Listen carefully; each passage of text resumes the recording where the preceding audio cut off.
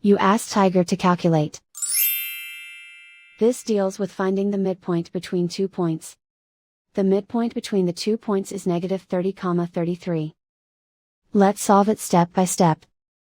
Plot the 2 points and calculate the midpoint using the formula.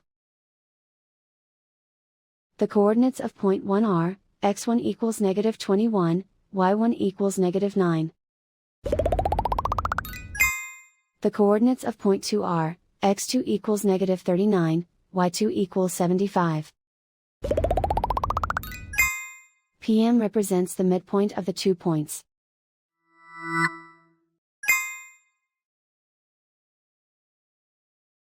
Use the x values in the midpoint formula to find the midpoints x.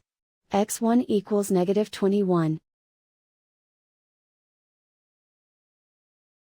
x2 equals -39. Simplify the arithmetic.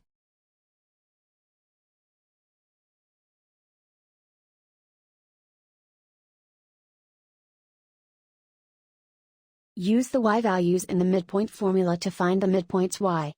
y1 equals -9. y2 equals 75. Simplify the arithmetic.